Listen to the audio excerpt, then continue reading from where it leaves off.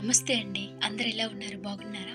మీ అందరూ బాగుండాలని మనస్ఫూర్తిగా కోరుకుంటున్నాను.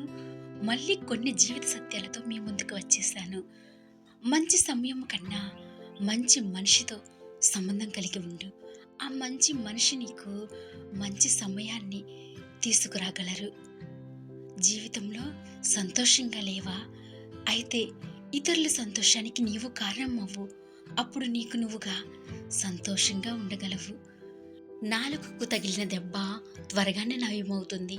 కానీ నాలిక నుంచి వచ్చిన మాట వల్ల కలిగిన దెబ్బ అంత త్వరగా నయమవ్వదు. నీ ఉద్దేశం మంచిదైతే నీ అదృష్టం చెడ్డది అవ్వదు ఎప్పటికీ కూడా. నువ్వు బయటికి ఎలా ఉన్నావో లోపల కూడా అలాగే ఉండాలి అని రూలేం లేదు కదా.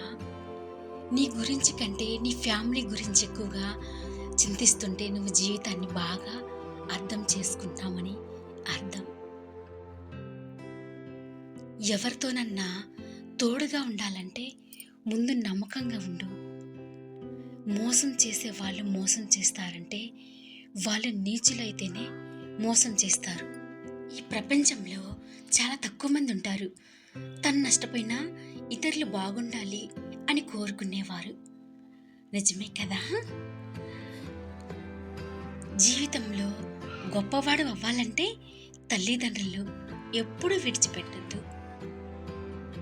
మనిషి ఎప్పుడు తనకొచ్చిన కష్టాలు లెక్క పెడుతూ ఉంటాడు, కానీ సుఖాలను ఎప్పుడు లెక్క పెట్టడు. నీ ఉద్దేశం మంచిదైతే చిన్న చిన్న తప్పుల్లో నీ ఆపద రాదు. అవసరం రాత్రంతా మేలుకునేలా చేస్తుంది, బాధ్యత ఉదయాన్నే లేచేలా చేస్తుంది. కొన్ని జ్ఞాపకాలను విడిచిపెట్టాల్సి వస్తుంది, లేకపోతే నీ జీవితం నీతోనే ముందుకు వెళ్ళదు. సమయం చెడ్డదైతే జీవితం అన్ని విధాల బాధ పెడుతుంది. నీవు కనే కలలు ఎప్పుడు పెద్దగానే కను. చంద్రమండలం చేరుకోలేకపోయినా కనీసం ఆకాశానన్న తాగలవు. ఎవరితోనైనా సంబంధం వాళ్ళ వ్యవహారాన్ని బట్టి కుదురుతుంది, వాళ్ళ మొహాన్ని బట్టి కాదు కదా. ఇది అర్థం చేసుకోవాలి.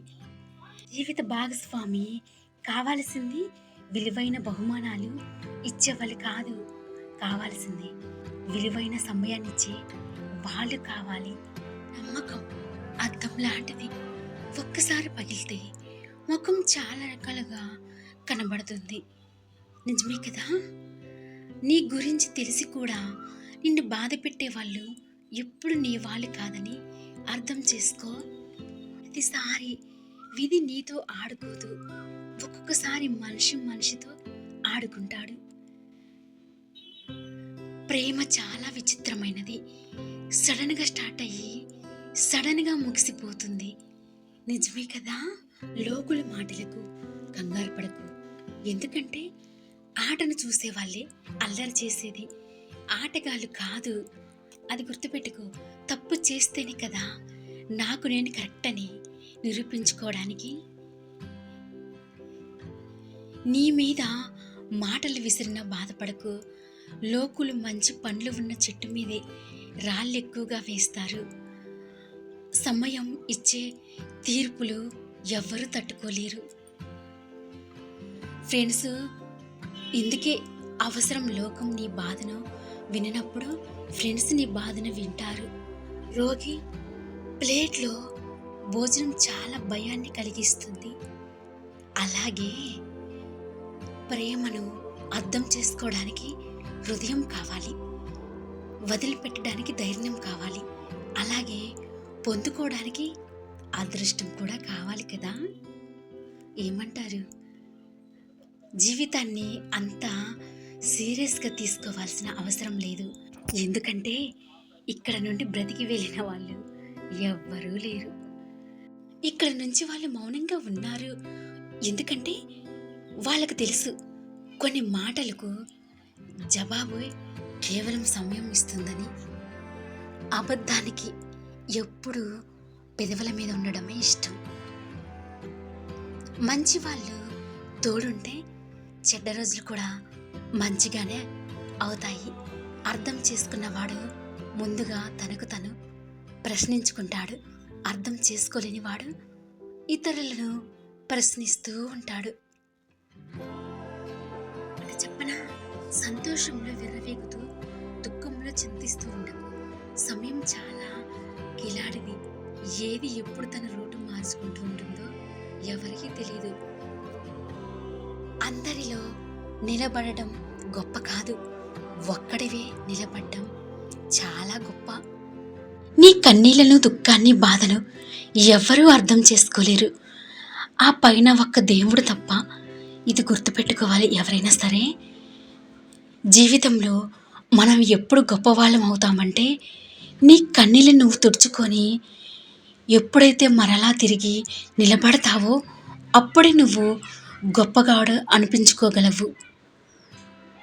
నువ్వు సంతోషంలో ఉన్నప్పుడు దేవుణ్ణి మర్చిపోకు, దుఃఖం కలిగినప్పుడు దేవుని మీద విశ్వాసం మర్చిపోకు. ఈ కలియుగంలో ఎవరిని మంచివాళ్ళు అనుకునే ఈ ఒక పెద్ద తప్పు మాత్రం చెయ్యకు. సలహాలిచ్చేవాడు తోడుగా ఉండే ఈ లోకమంతా సంతోషంగా ఉంటుంది. చెత్త ఎప్పుడూ కాలువల్లోకి వెళుతుంది కదా. అబద్ధాలు చెప్పే వాళ్ళకు ఒక భయం ఎప్పుడు వెంటాడుతూనే ఉంటుంది. ఎవరి దగ్గర ఎవరి సమయం తీసుకోకు, ఎందుకంటే ఇతరుల సహాయం నిన్ను బలహీనపరుస్తుంది. ఒక్కొక్కసారి ఒక్కొక్క వ్యక్తి వల్ల జీవితంలో నవ్వటానికి కూడా మర్చిపోతుంటాం కదా.